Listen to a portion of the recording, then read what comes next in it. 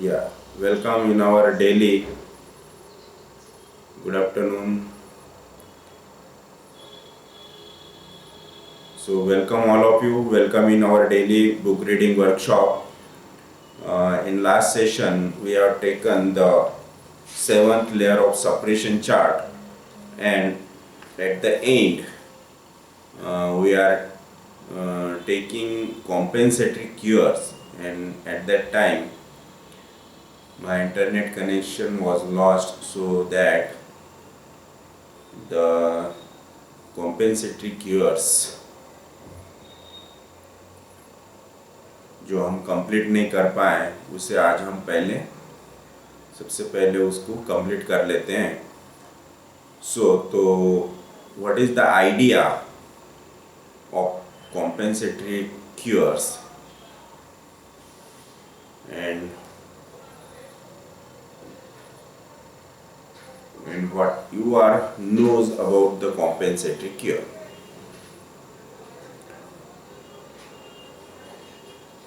तो last time कुछ थोड़ा मैंने एक्सप्लेन किया था, तो कौन बताएगा किसको समझ में आया था, कहाँ तक हमने उसे कवर किया था. Compensatory cure.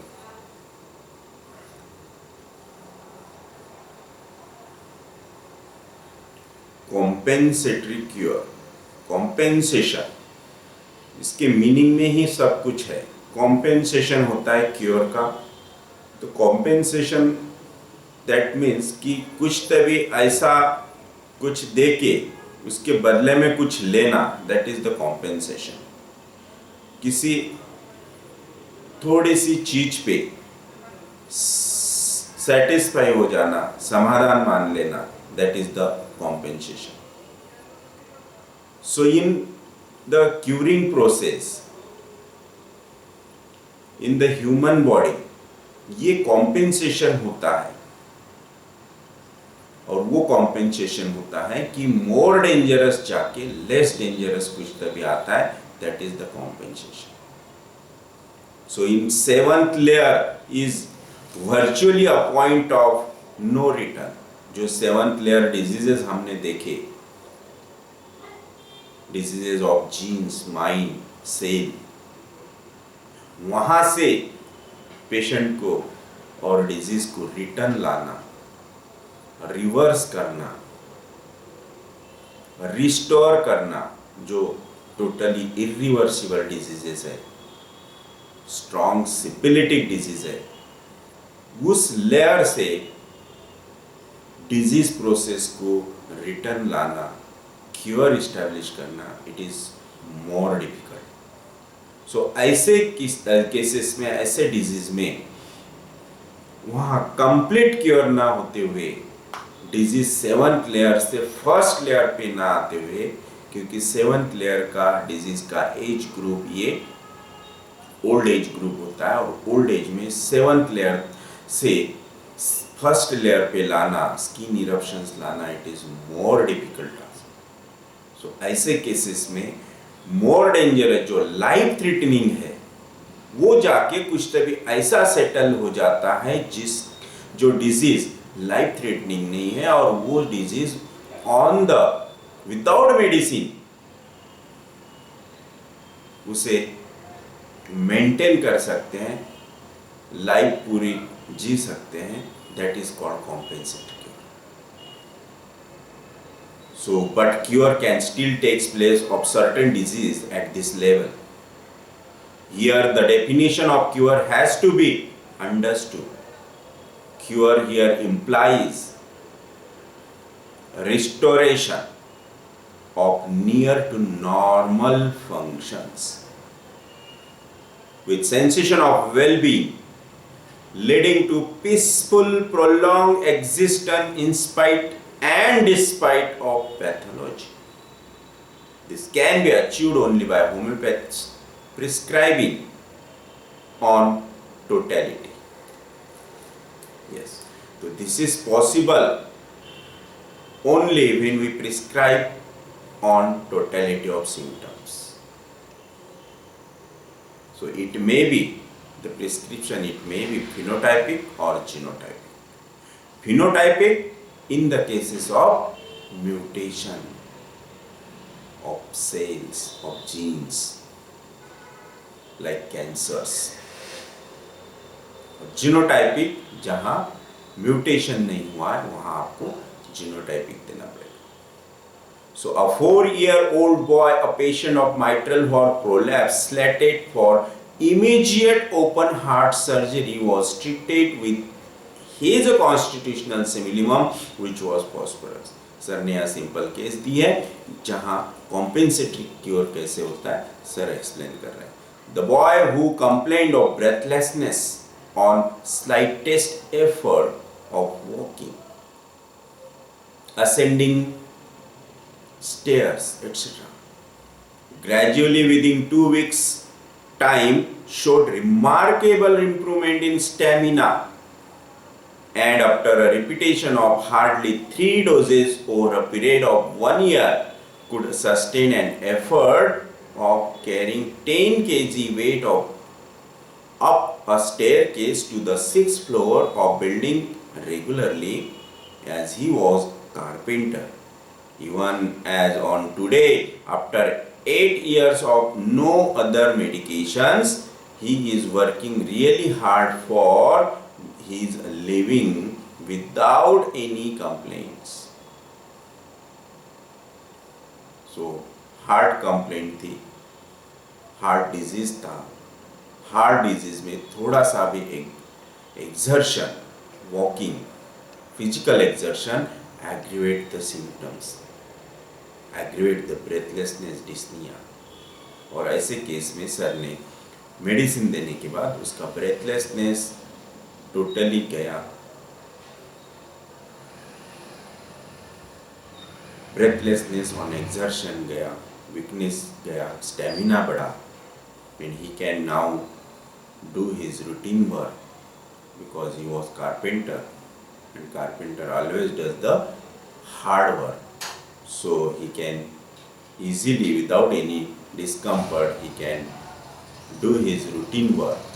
But his echocardiogram, देखो, but his echocardiogram, the color Doppler and all other investigations for the heart shows he still has the same old prolapsed mitral valve. Yes. तो investigations में आपको हमेशा वो दिखेगा ही mitral valve prolapse, but वो वहाँ पे पैथोलॉजिकली दिखेगा, लेकिन physiologically he is okay, he become normal, cured. His murmur also stays for an allopathic physician he is still diseased, but for a homeopathic physician he is compensated to call himself cured, क्योंकि वहाँ का life threatening गया. और life threatening क्या था कि थोड़ा सा भी एक्सर्शन किया तो उसे ब्रेथलेसनेस होता था, dyspnoea. All these are compensatory cures. In such cures we do not see the applicability of Hering's law of cure. Yes. So this is called compensatory cure. ऐसे एक सिंपल एग्जाम्पल आपको बताता हूँ जहाँ मेरा एक कैंसर का पेशेंट था, नियर अबाउट 55 ओल्ड लेडी थी जो टीचर थी, जिन्हें सीए सिकम हुआ था, इलियोसिकल जंक्शन पे ग्रोथ थी, and that growth was malignant. After operation her weight tremendously reduced. That 65-70 years 70 kg weight lady become 25 kg after surgery. Of that growth was removed and chemos was given, and इतना 70 से 25 पे आना, आप imagine कर सकते हैं कि वो पेशेंट कैसे दिखता होगा। When I was visited at her home, totally bed पे ऐसा लगता था कि बस ओनली बोन्स रखे हुए। तो वो पूरी केस लिया, देखा, एंड जस्ट उन्होंने 2 दिन पहले ही उनके वापस टोटल इन्वेस्टिगेशंस किए थे, उसमें उनको वो सिकम का जाके लंग्स में आ चुका था।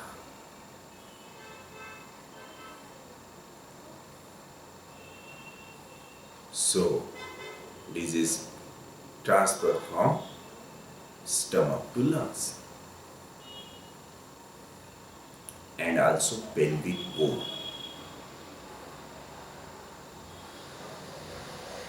तो 2 जगह पे मेटास्टेसिस हुआ। तो ऐसे केस में हमें तो फिनोटाइपिक ही प्रिस्क्राइब करना है, क्योंकि इंटेस्टाइन से वो भला ही गया after surgery, after cut, but metastasis हो गया, मतलब डिजीज स्टेट और बढ़ गई, जिसमें इतना मैसिव वेट लॉस हुआ। पूरे केस लेने के बाद जब मेडिसिन दिया, मेडिसिन देने के बाद 15 डेज में ही इतना एक्सलेंट रिजल्ट आया, उनका weight near about 5 kg gain हो गया, एपेटाइट इंप्रूव हो गई, और जो आफ्टर सर्जरी जो वुंड वहां पे थी, जो हील नहीं हो रही थी और कंटिन्यूस उसमें से वूजिंग होता था, कभी कभी इंटेस्टाइन में से स्टूल भी बाहर आते थे क्योंकि ओपन वुंड थी। और डायरेक्ट ब्लैडर से कैथेटर डाले हुआ था, और एक पस ड्रेन करने के लिए 2 तरफ से 2 ट्यूब थे। तो धीरे धीरे वेट बढ़ना शुरू हुआ, एपेटाइट बढ़ गई, एनर्जी आ गई, वीकनेस कम होने लग गया, और वो जो ओपन वुंड थी वो हील होना शुरू हो गई। मुझे लगा चलो जम गया। फिर आफ्टर 15 डेज वो वुंड टोटली हील हो गई, वेट और 2 kg गेन हो गया। नाउ शी वॉज 25 थी तो वो 32 हो गई। फिर धीरे धीरे 1 महीना हो गया, 2 महीने हो गए, 3 महीने हो गए, धीरे धीरे उसकी इम्प्रूवमेंट बढ़ती गई, ट्यूब निकल गए, वो टोटली हील हो गई, पेशेंट उठना बैठना शुरू हो गया, घूमना शुरू हो गया, थोड़ा वॉकिंग करती थी, और धीरे धीरे वेट बिकम नियर अबाउट 40। तब उसने मेरे क्लिनिक को विजिट किया, और पहले का वीडियो और बाद में का वीडियो एक्सट्रीमली चेंज। कोई पहचान भी नहीं सकता, बोल भी नहीं सकता कि ये लेडी यही है करके, इतना एक्सलेंट रिजल्ट आया। और उसका कॉन्फ्लिक्ट मैं आपको बता देता हूँ कि since marriage continuous dispute, quarrels between husband and wife, continuously.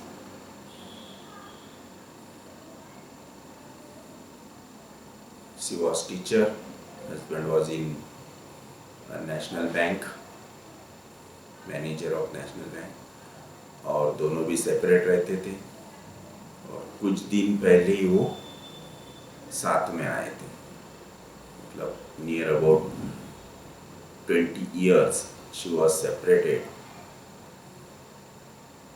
और उसके कुछ 2-4 साल पहले ही वो साथ में आए, साथ में रहना शुरू किया। 3 बच्चे, और बच्चे भी फादर के पास रहते थे, इनके पास कोई नहीं रहता था। और यहाँ साथ में आने के बाद वापस वही शुरू हो गया, वापस झगड़े, बच्चों की वजह से झगड़े। बच्चे भी झगड़े करते थे, इवन कभी कभी मारते भी थे। तो इतनी स्ट्रेसफुल लाइफ, इतना डेजर्टेड उनका लाइफ था, जिसकी वजह से इंटेस्टिनल और इलियोसिकल जंक्शन पे ही उनको कैंसर हुआ। And that is the most important and the perfect conflict is quarrels between husband and wife. Yes, क्योंकि स्मॉल इंटेस्टाइन और लार्ज इंटेस्टाइन का जो जंक्शन होता है, ileocaecal junction, large intestine for husband and small intestine for wife, और उसके junction पे जो ग्रोथ हो जाती है, स्ट्रक्चर होता है, that is because of quarrels between husband and wife. इतनी अच्छी हील हो गई, कुछ 6 महीने बाद टोटली पूरा पेट स्कैन किया, सब इन्वेस्टिगेशन किए और सब इन्वेस्टिगेशन नील आए। This is the greatness of homeopathy.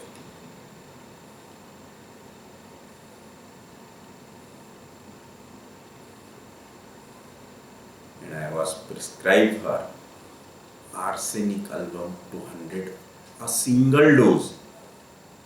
Hardly 2 times I was repeated. But after 6 months, she was diagnosed as a diabetes. This is called compensatory. वो 7th लेयर से 5th layer पे आ गई और 5th लेयर का disease वो गया नहीं उसको। After that I was treated again near about 6 to 8 months, but diabetes में कोई चेंज नहीं। That sugar was constant, maintain रहती थी, लेकिन थोड़ा कुछ खाने में आया कि वो बढ़ जाती थी। This is the compensatory cure. More dangerous life threatening गया and psychotic, that is diabetes आ गया। This is called the compensatory cure. Yes, तो इस तरह से कॉम्पेंसेटरी क्योर होता है। Now today we will see the second prescription. तो सेकंड प्रिस्क्रिप्शन क्या होता है? आपको क्या लगता है कि सेकंड प्रिस्क्रिप्शन ऑलवेज क्या होना चाहिए? कौन बोलेगा?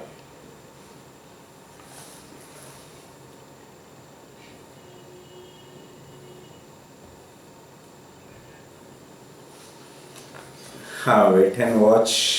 प्रिस्क्रिप्शन क्या होना चाहिए? Prescription, yes, second prescription will be SL, always will be SL.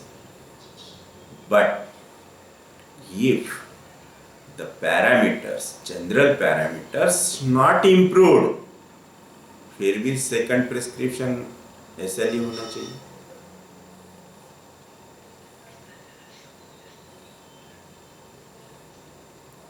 Okay, general parameters में कुछ पैरामीटर्स, कुछ उसके कोरोलरीज इंप्रूव है और कुछ नहीं, या फिर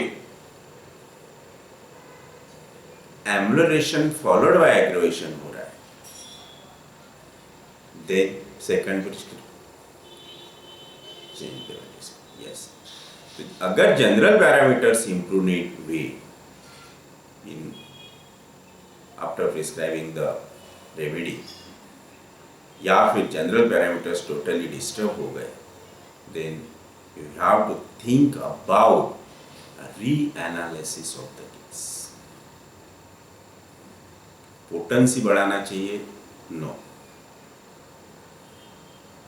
पोटेंसी बढ़ा के आप डिजीज को क्योर करना है कि उस कॉन्स्टिट्यूशन को क्योर करना है? डिजीज पोटेंसी बढ़ाने से क्या होगा?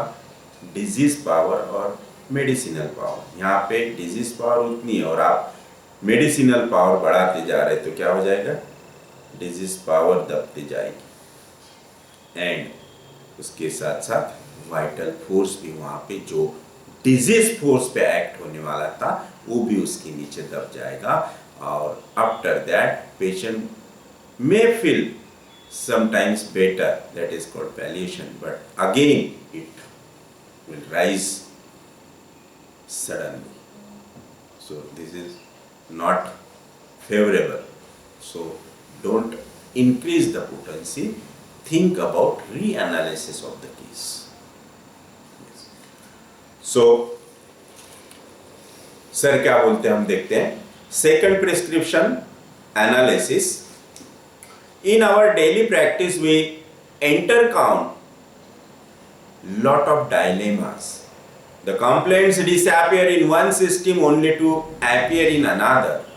Comprehending or not comprehending the follow-ups properly might be a key in determining success and failure. In the following examples, one can see how there is confusion to assess patients in terms of Hering's law of cure. If it is taken in strict sense of the word and not understood properly, it is important to remember that a real sense of well-being is always an accompaniment of the disappearance of physical symptoms in the right order. This is true in SORA but not always true in psychosis and syphilis. In psychosis, the patient may feel good generally, but the disease concealed deep inside goes on increasing. Yes. तो sense of well-being, sense of wellbeing कैसे देखना. तो अगर medicine देने के बाद patient बोलता है कि मुझे बहुत अच्छा लग रहा है, तो सबसे पहले ये सुनने के पहले खुश नहीं होना. अगर पेशेंट बोलता है कि बहुत अच्छा लग रहा, दिस इज समथिंग डाउटफुल. हमारे मन में ये आना चाहिए इसको अच्छा क्यों लग रहा, व्हाई. पेशेंट ने ऐसा फर्स्ट विजिट में ऐसा बोलना ही नहीं चाहिए, फर्स्ट फॉलोअप में कि मुझे बहुत अच्छा लग रहा. नहीं, अच्छा लग रहा मतलब समथिंग डाउटफुल. यस. तो सेंस ऑफ वेलबींग आया, कुछ पेशेंट अच्छा फील कर रहा है, तो सबसे पहले उसका अच्छी तरह से फॉलो एनालिसिस करो कि किन किन सिम्टम्स में अच्छा लग रहा है, जनरल पैरामीटर्स में अच्छा लग रहा है क्या, है ना. Only mentally feels better and physically not, this is wrong. या फिर आपको फाइंड आउट करना पड़ेगा कि ये ऐसा क्यों कर रहा है. रियली ही फील्स बेटर और ही आपको कुछ बोस्टर कर रहा है, पोस्टिंग कर रहा है ना, कि भाई डॉक्टर, हमारे डॉक्टर को अच्छा लगने को ना, इसलिए मैंने बोल दिया अच्छा लग रहा है. That is साइकोसिस.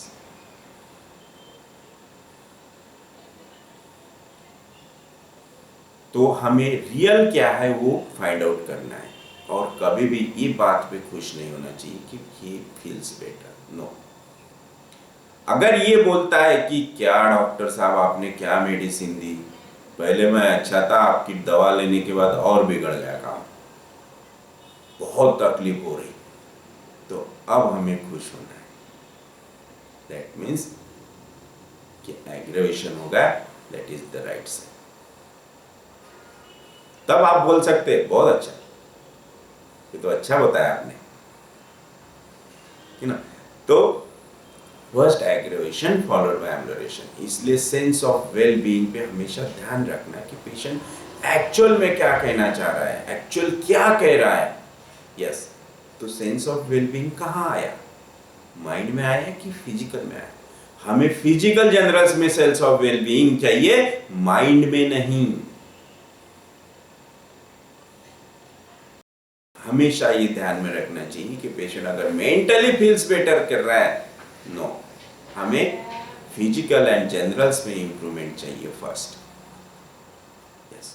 So in psychosis, the patient may feel good generally, but disease concealed deep inside goes on increasing. Based on the chart of 7 layers of suppression or disease progression, one finds it easy to answer queries which arise in a day-to-day practice, whether the follow-ups is good or bad. Yes. इसके लिए मैं आपको एक book suggest करूंगा. Follow-ups करके एक book है doctor Narendra Mehta का, आप उसे पढ़ सकते हैं. बहुत अच्छा बुक है फॉलोअप्स के लिए ओनली. यस. तो सर ने यहाँ एक एग्जाम्पल दिया है. Example are the following followups good और बैड. तो सर ने कुछ फॉलोअप्स के एग्जाम्पल दिए जहां हमें एनालाइज करना है कि गुड है कि बैड है, राइट डायरेक्शन है कि रॉन्ग डायरेक्शन है. So what direction does each one follows. A patient complaining pain in abdomen due to acidity is treated homeopathically. The pain in the abdomen disappears and tingling, numbness in hands start. It is good or bad. How did the disease progress from center to periphery or inside out? Simple. Acidity disappear हो गए, then tingling in hands start. तो ये inside out है या फिर centre to periphery है या फिर less important to more important है. तो मैं पूछते जाऊंगा, आप लोगों ने बताना है गुड और bad. Yes, because the stomach less important to nerves, more important gaya hai. That is the second layer to sixth layer. It is bad. Disease has traveled from abdomen to sixth layer nervous system. Bad. Pain in abdomen disappear and ankle joint start paining. Pain in abdomen, that is the second layer to third layer, is again it is not inside out. It is from more to less important to more important. Second layer to third layer. Again it is bad. Diarrhea stops and scaling and keratinocytosis of skin start. That is psoriasis. तो diarrhoea के बाद अगर psoriasis होता है, diarrhoea it is second layer and psoriasis it is third layer dermis. Again it is not from the inside out और centre to periphery. It is from less important to more important. Second layer to third layer it is suppression. That is the bad side. Vitiligo appears on skin from inside. Diarrhea stop and vitiligo start. Vitiligo again the fifth layer disease. Diarrhea it is second layer disease. So vitiligo it is syphilitic. Diarrhea it is sori. So again miasmatically भी यहाँ पे transfer हुआ disease psora to syphilis and second layer to fifth layer it is syphilis. It is bad, so it is suppression. Diarrhea stop and hair fall start. Again second layer to third layer dermis. It is bad. Diarrhea stop, eruption, itching, eruption start with fever inside out. Good or bad? Now it is good. Why? Because second layer to first layer. Second layer stomach to first layer skin. It is good sign. Diarrhea stop and abscesses start appearing on skin with fever inside out. With fever, yes. तो diarrhea stop हुआ और abscess आया. Good or bad? Yes, someone. Good or bad? Bad. Yes. Yes, because psoriasis, infection, body gives entry to infection bacteria, that is bad. That means immunity not grown up.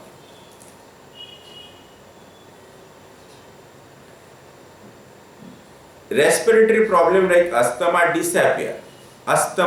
disappear and dry cough start.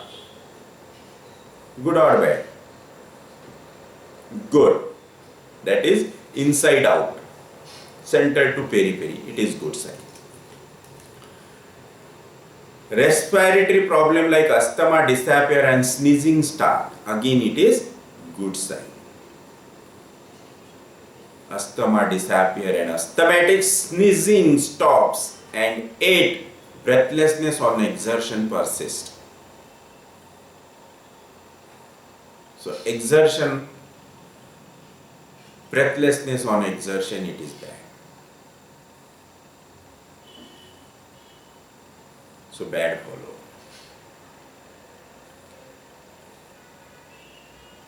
Asthma stop and blood pressure increases. Again lungs to heart. That is second layer to fourth layer. It is bad sign. Asthma stop and cervical spondylosis start. Second layer to third layer. Again bad sign.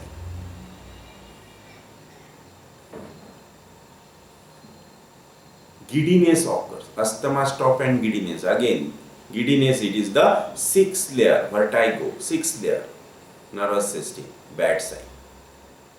Second layer to sixth layer, it is bad sign. Lumbago, sacral pain and sciatica is better, and pain in chest radiating to left arm occurs. Lumbago stop हुआ and chest pain start हुआ. Good or bad? Bad. Why?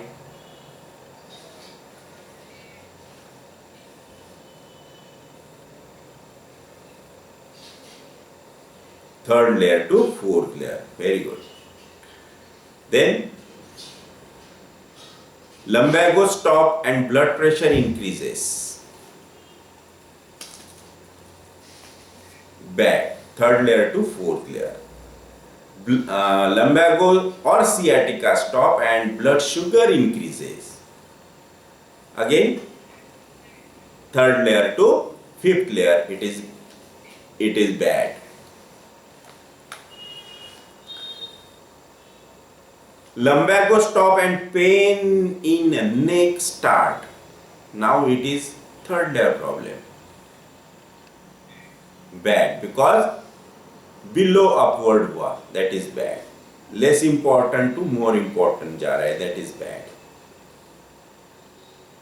Lumbago गया और facial or trigeminal neuralgia occurs.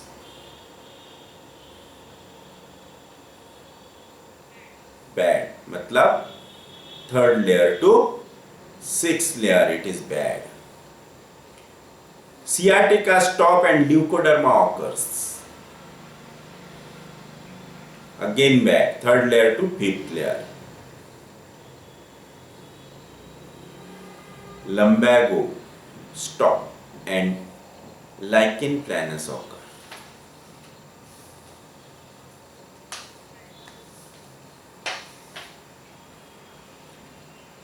It is bad. Yes. Lumbago stop, headache with dizziness occur. Again, the head nervous system is bad. Lumbago, sciatica stop and urticaria occurs. Urticaria. It is, yes, urticaria is due to secretion of histamine, and histamine, it is a mast cell, yes. So, angioblastic origin, and it comes into which layer? It is the fourth layer organ. Yes, that is the lymph node. Hence, disease has progressed. Third to fourth layer is bad. Mental symptoms better, but patient feels physically weak. That is, sense of well-being comes, but physically patient general condition becomes dull. Good or bad? Bad prognosis. Physical weakness is not a physical particular, it is due to toxins being transported higher up through active gradient. This uses up ATP, that is energy. Hence, ATP is insufficient for daily work of cells and tissues. Hence, weakness and no desire for work or daily routines is a sure shot indication of suppression, irrespective of what mental symptoms is better. Yes. तो sense of well being हमें first किस में चाहिए? Physical generals में, not in mind. Yes. So why do suppression occurs? What is the reason of suppression occurs? Practice oriented explanation. Sir के experience practice पर से sir ने यहाँ दिया है. Suppression are not a monopoly of physical prescribers. Yes, जो sorry only physical symptoms लेते हैं या फिर मेंटल सिम्टम्स लेते हैं, वही सप्रेशंस मोस्टली उनके ही केसेस में होता है, ऐसा नहीं है. Homoeopaths who base their prescription on only mind can equally and frequently suppress. Single dose से भी होता है, मल्टीपल डोज से भी होता है. So today the homeopathic world has been unfortunately divided into two extremist camp. Yes, कोई classical homeopath, कोई प्रिडिक्टिव होम्योपैथ, कोई सेंसेशन, हर किसी ने अपना अपना पाथ बना लिया है. So those who consider the physicals only and those who consider the mentals only. कोई ओनली फिजिकल्स पे प्रिस्क्राइब करते हैं, कोई ओनली मेंटल्स पे प्रिस्क्राइब, कोई फिजिकल्स भी लेते हैं, मेंटल्स भी लेते हैं. Yes. So both these camps treat each other as untouchables. They conveniently forget that homeopathy is a holistic science and man as a whole includes man and mind and body. Mind cannot possibly exist without the body, nor the body without the mind. Yes. तो अगर हमें full body को, full constitution को treat करना है तो mind as body दोनों के हमें symptoms, totality of symptoms consider करके जो मेडिसिन आएगी, that is the perfect simile. It is this lacuna in the approach of homeopaths which has been solely responsible for homeopaths not being able to see or appreciate the Hering's law of cure come true in each and every case, be it acute or chronic. तो acute हो या फिर chronic हो, दोनों cases में हमें Hering's law दिखता ही है. If you have such a vision of our knowledge, homeopathic knowledge.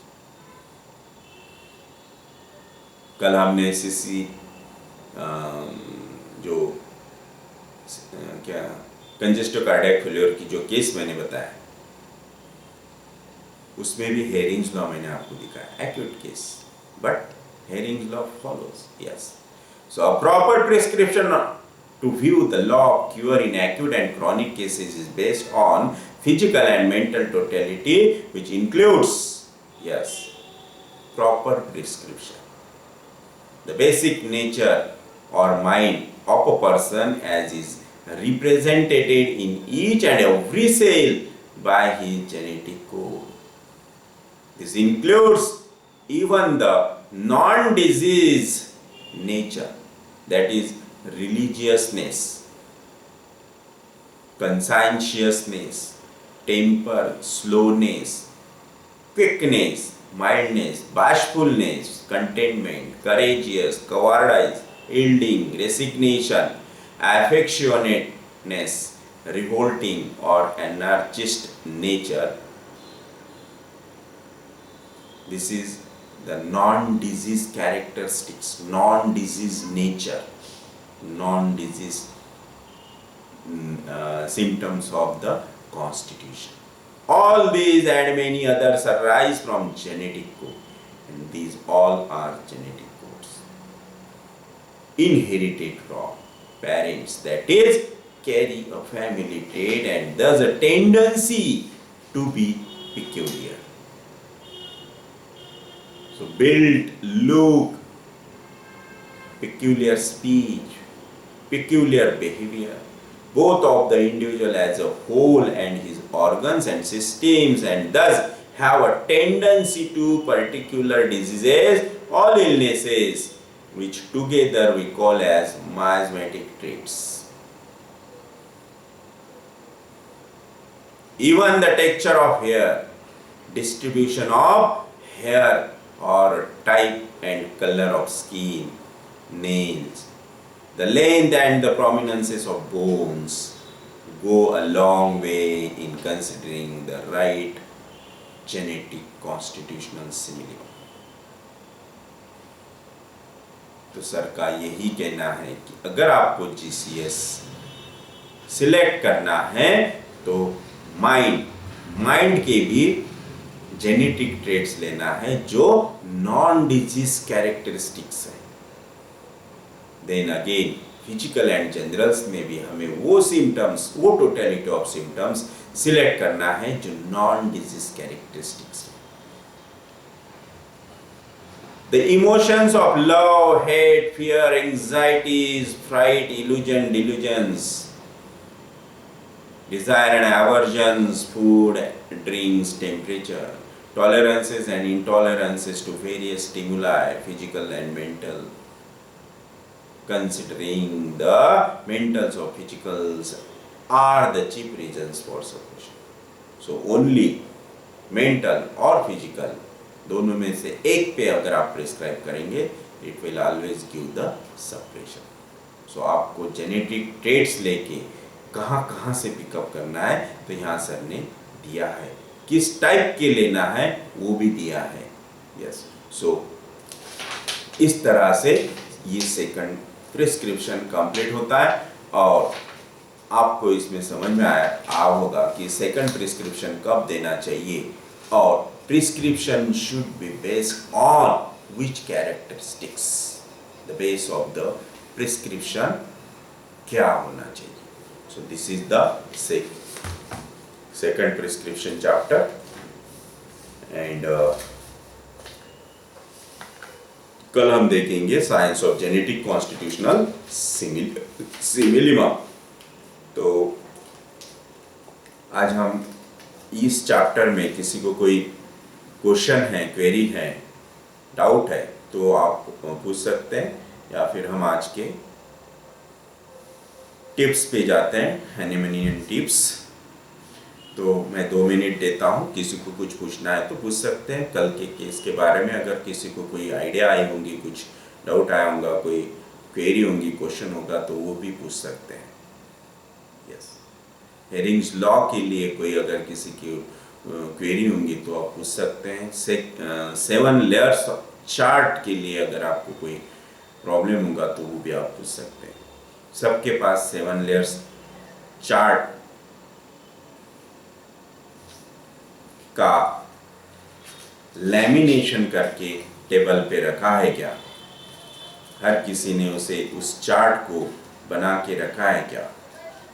Yes, तो ये 7 लेयर्स चार्ट है, ये सबके पास है क्या? सब इसे फॉलो करते हैं क्या? सब इसे हर केस पे देखते हैं क्या खोल के? या फिर आपको ये लर्न हुआ होगा कि आप कुछ भी पूछो, हम पट से बता देते किस लेयर का है, कौन से डेरिवेटिव का है, कौन से लेयर में आता है, कौन सा माइज़म है। यस, तो कोई भी क्वेरी होंगी, क्वेश्चन होगा तो आप फट से पूछिए क्योंकि यस, बोलिए।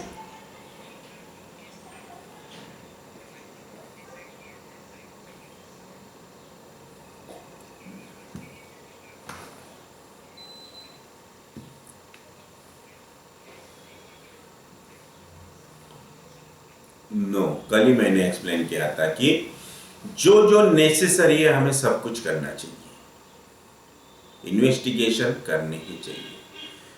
पेशेंट हमारे पास आया था तो पूरे इन्वेस्टिगेशन करके ही आया था। उसका 2D इको हुआ था, ब्लड इन्वेस्टिगेशन भी हुए थे, एक्सरे चेस्ट भी हुआ था, सोनोग्राफी भी हुई थी। तो on the basis of investigation she has Pericardial effusion, it is psychosis, that is the collection of fluid. And CCM, congestive cardiac failure, it is syphilitic. Yes. तो जो भी मायाजम सिलेक्ट किया था वो अकॉर्डिंग टू हर कंडीशन, हर symptoms, violent symptoms, उस base पे and the pathology and the investigations, उसके बेस पे मायाजम सिलेक्ट हुए थे. यस.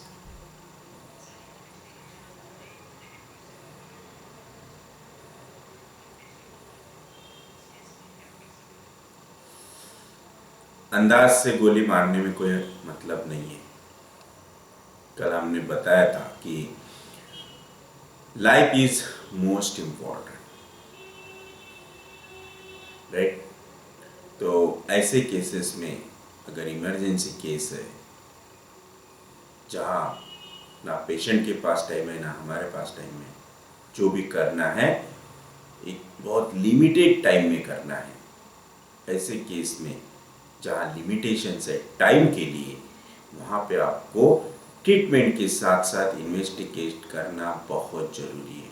पेशेंट भलाई कितना भी पुअर कंडीशन में हो, आप उसके इन्वेस्टिगेशन भलाई गवर्नमेंट हॉस्पिटल से करवा लीजिए, लेकिन इन्वेस्टिगेशन करवाना पड़ेगा, क्योंकि अंदर क्या है, क्या हो रहा है, पैथोलॉजी क्या है. अगर उसको पेरिकार्डियल इफ्यूजन है, ये आपको विदाउट इन्वेस्टिगेशन कैसे समझ में आएगा.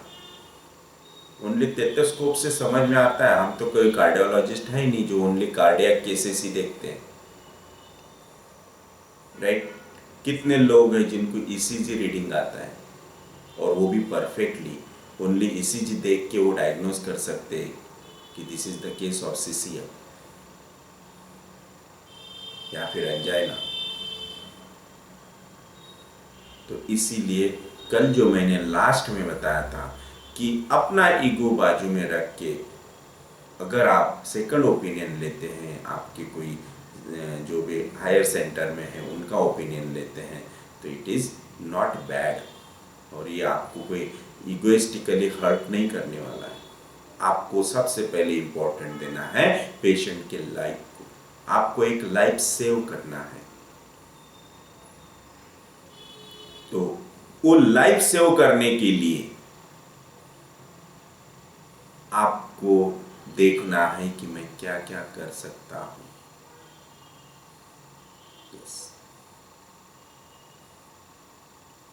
तो वही हमें उतनी ही कैपेसिटी के साथ, उतने ही क्या बोलेंगे उसे,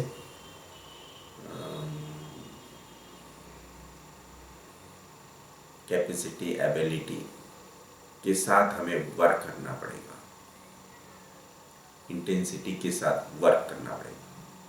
तब जाके सक्सेस आएगा, सक्सेस मिलेगा. Yes. Clear it.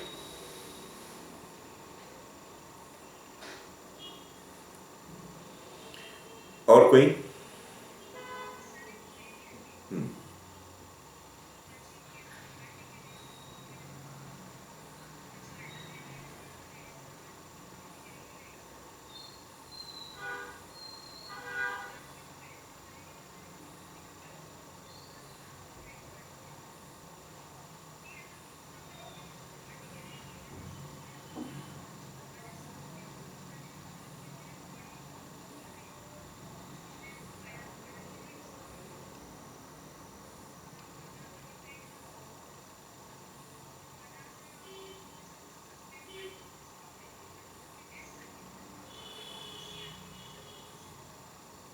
Very nice, very good, very good. Yes. तो इन्वेस्टिगेशन करना, आप जो जो नेसेसरी है वही कीजिए, अनवांटेड इन्वेस्टिगेशन मत कीजिए. यस.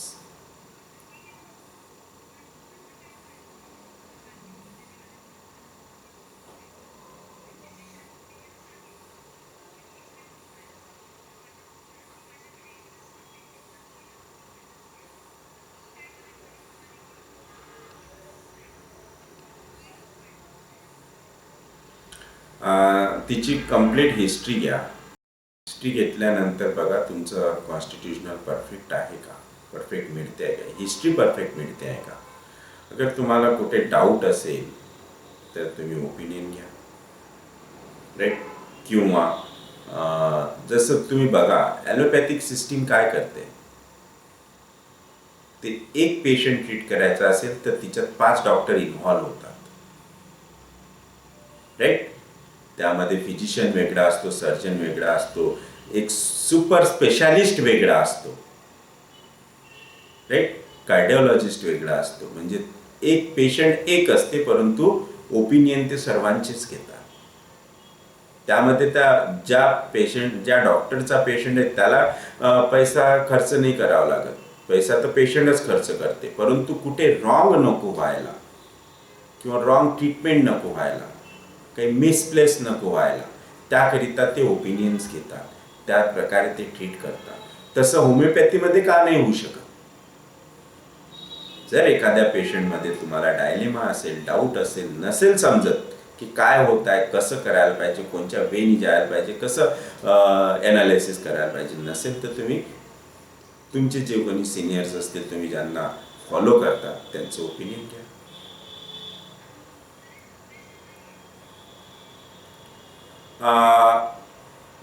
बेसिकली फर्स्ट काय झालं होतं,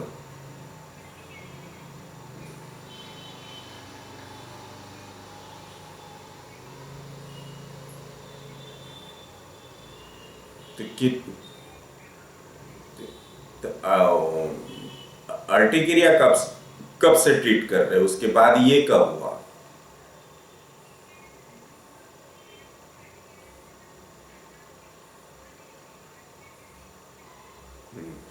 तर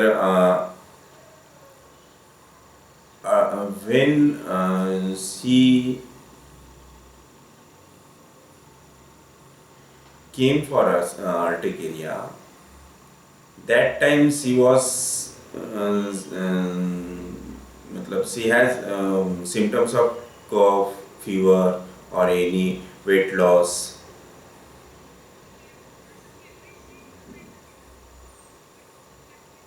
That may be due to angio अपना histamine rise. Yes.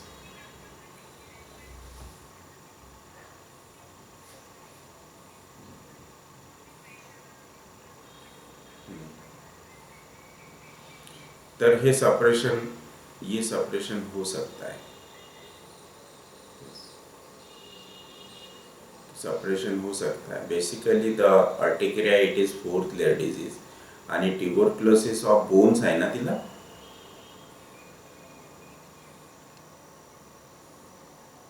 Montage test के पे इतना बिलीव नहीं कर सकते हम. आपको हाँ, आपको बोन्स की कोई और टेस्ट करनी पड़ेगी.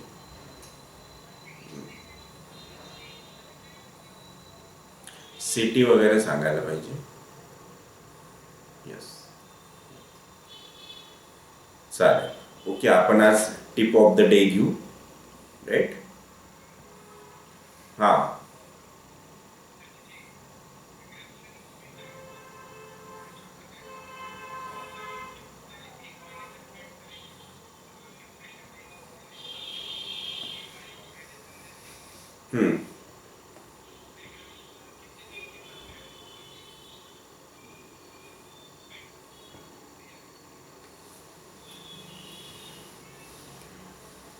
तो 1 मंथ की मेडिसिन दी है, तो 1 मंथ वेट करो. यस.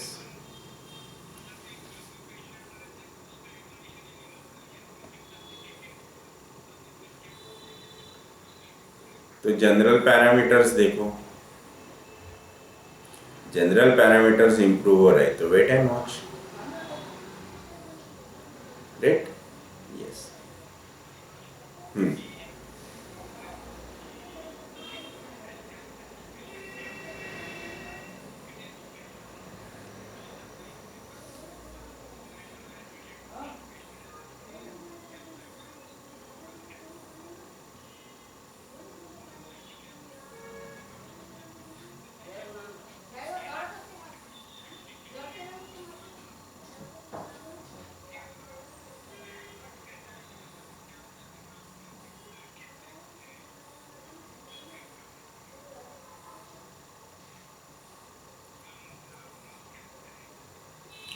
गम कैंसर है कि माउथ कैंसर है?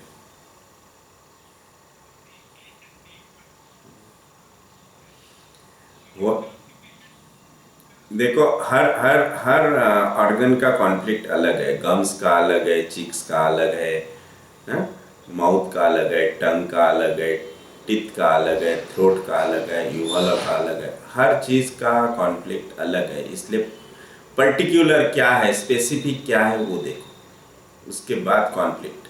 Yes.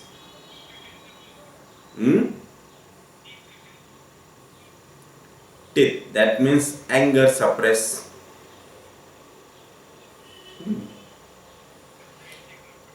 Anger suppress, steam, hurt, क्योंकि बोन का भी पार्ट होता है, इसलिए डिवैल्यूएशन हुआ है कहीं, डिवैल्यूएशन की वजह से एंगर सप्रेस हुआ, दिस इज द रीज़न। या फिर कुछ ऐसा है जो मतलब है, मतलब मिल नहीं रहा है ना। हम बोलते हैं ना, दांत है तो चेने नहीं, चेने है तो दांत नहीं, like this.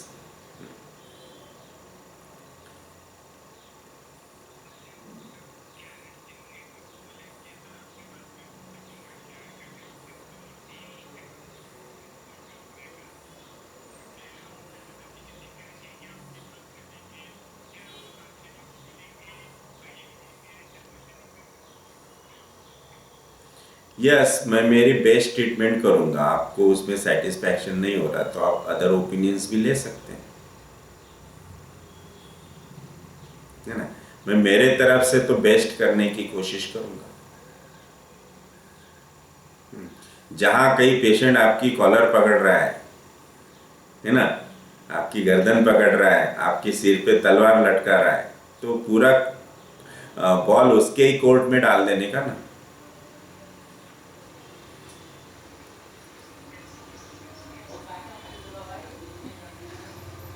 Phenotypic. Yes.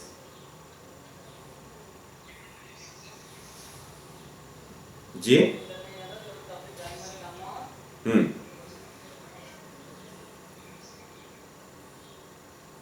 Yes, जो जो मैंने कैंसर की केस बताया था ना, अभी अभी जो इस सेशन में मैंने इलियोसिकल कैंसर की केस जो बताया, उसमें मैंने एक्चुअली जीसीएस दिया था, नॉट फिनोटाइपिक। क्योंकि सर ने एक बार कहा था कि आफ्टर सर्जरी आप उसे जीसीएस दो। यस, इसलिए मैंने उसे जीसीएस दिया और जीसीएस से ही वो निकली। पूरा इन्वेस्टिगेशन किया तो नील आया आफ्टर मेटास्टेसिस। यस।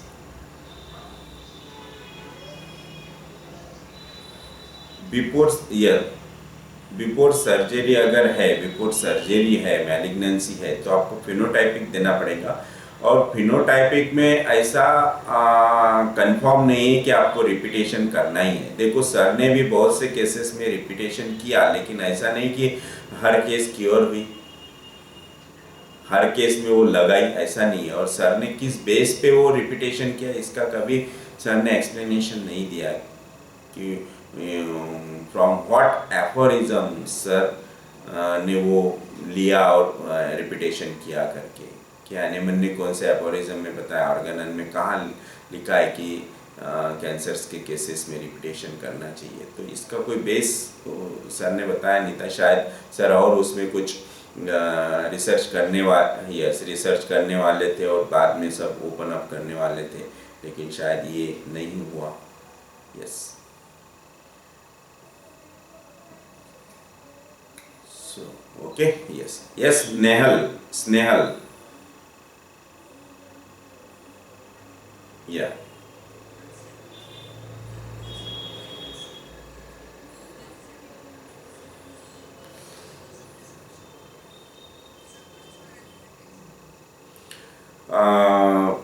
देखो, loss of voice it is acute as well as chronic.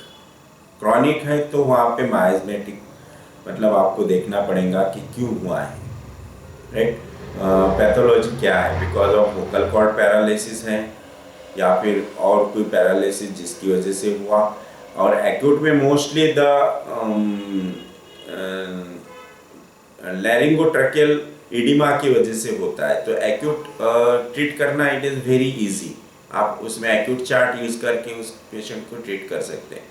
लेकिन क्रॉनिक केस में आपको माइजमेटिकल ट्रीटमेंट देना पड़ेगा।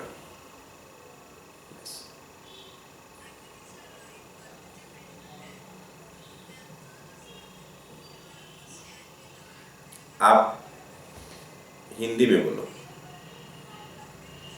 हिंदी में बोलो, हिंदी में, हिंदी में, हिंदी में, हिंदी हिंदी हिंदी।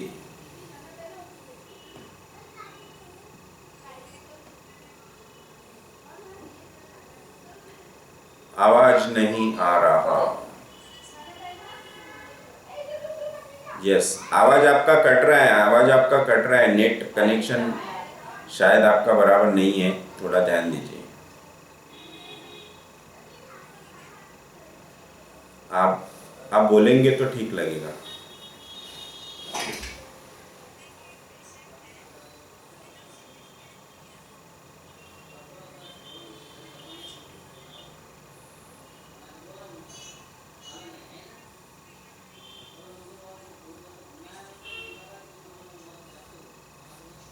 कब से है?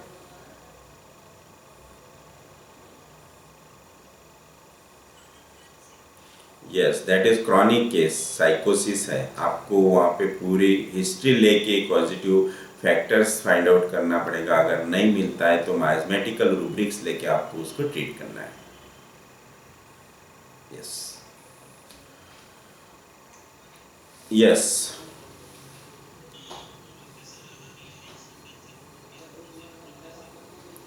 लैरिंग्स, इनगोइंग इनगोइंग मॉर्सल, कुछ ऐसा है जो ना निकाल पा रहे हैं, ना बोल पा रहे हैं, ना अंदर रख पा रहे हैं, कुछ तो भी है, वो फाइंड आउट करना पड़ेगा। Yes, okay okay, thank you very much. Yes, Madhuri Srivastava.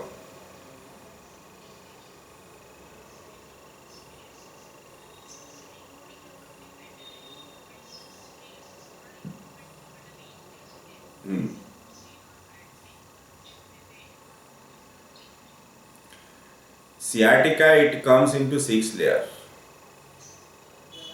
and psoriasis it is the 4th layer dermis, so it is bad. अगर सियाटिका अच्छा नहीं हो रहा है, सोरेसिस अच्छा हो गया, that is bad. Wait and watch, wait and watch. Thank you very much. Yes, so now the spoon feeding of Dr. Samuel Hahnemann from the book of chronic disease, and today's hint about law of cure, the law of cure. So Hahnemann actually law of cure. आप सब लोग अभी unmute mute कर दीजिए खुद को। Okay, so law of cure it is a Hering's law of cure, है ना। हेरिंग्स ने फाइंड आउट किया है, लेकिन डॉक्टर हैनेमन क्या लिखते हैं लॉ ऑफ क्योर के लिए? As acute diseases terminate in an eruption upon the skin.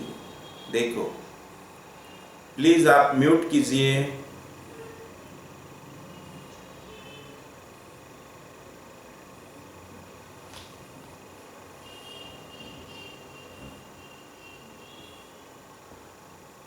जो लोग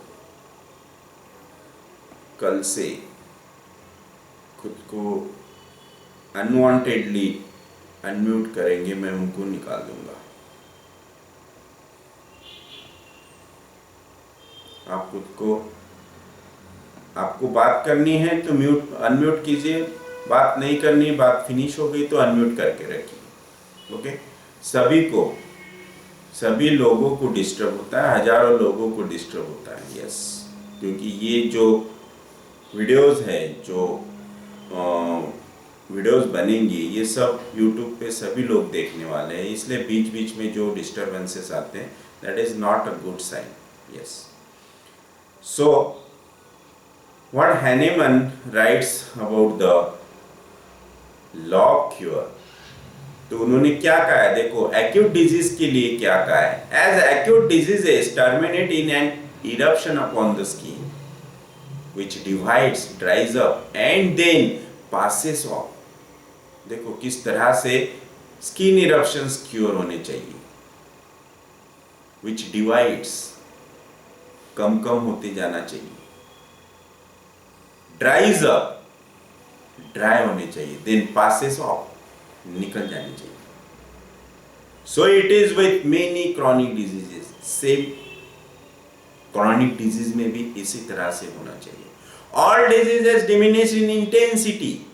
जो भी chronic disease है सबसे पहले उसकी intensity in the sense of out of controlness, control में आना चाहिए, उसकी intensity कंट्रोल होनी चाहिए first of all.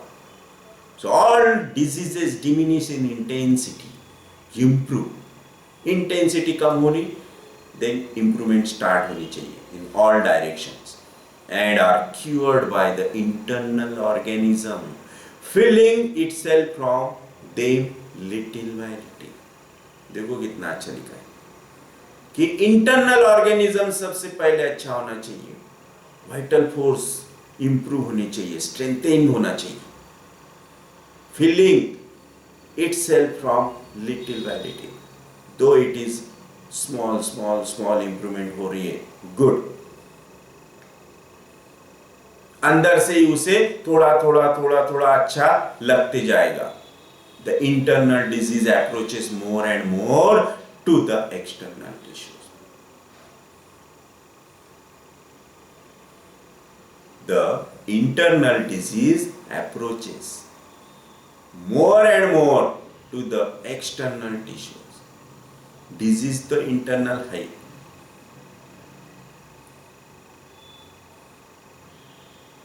लेकिन उसके expression always on the body surface पे दिखते हैं. तो इंटरनली उसे अच्छा फील होते बाहर वो इंटरनल मतलब इनसाइड टू आउट होना ही चाहिए, until it finally arrives on the skin. तो वो अंदर से ही बाहर आएगा on the skin. Every homeopathic physician must have observed that the improvement in pain takes place. देखो, improvement in pain takes place from above downward, and in disease from within outward. This is the reason why chronic disease, if they are thoroughly cured, always terminate in some cutaneous eruptions. That is the more important to lesson. Inside out, above downward, within outward. So this is the Hering's law, जो Hahnemann ने the chronic disease book में लिख के रखा है. So this is the today's hint. हम ढूंढते हैं कि कहाँ लिखा है, कहाँ मिला, कहाँ बताया है, तो this is the proof. Yes. So thank you very much. आप सभी का बहुत बहुत धन्यवाद, जो आप लोगों ने इतना टाइम दिया, मुझे सुना, उसके लिए मैं आपका बहुत बहुत शुक्रिया अदा करता हूँ. और इस होम्योपैथी का, डॉक्टर हैनेमन का, डॉक्टर प्रफुल्ल विजयकर का भी मैं बहुत बहुत थैंकफुल हूँ. Thank you very much. Yes thank you. Yes, और किसी को कुछ पूछना है?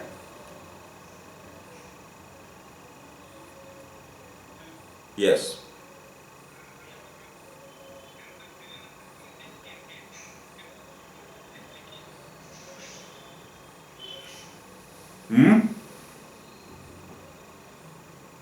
Yes Raju.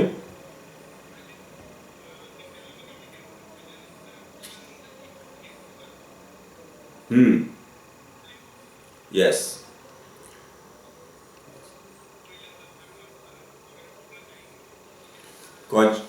Positive factor find out करायचे, त्याच्यानंतर कॉन्फ्लिक्ट काय ते बघायचं, नंतर जे सिम्पटम्स प्रेझेंट असतील आफ्टर म्युटेशन ते पिकअप करायचे.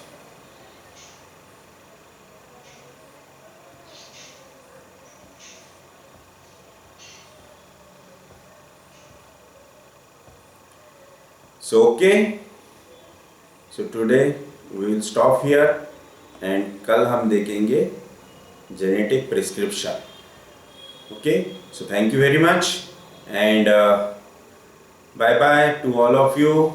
Love you to all. Thank you, thank you, thank you.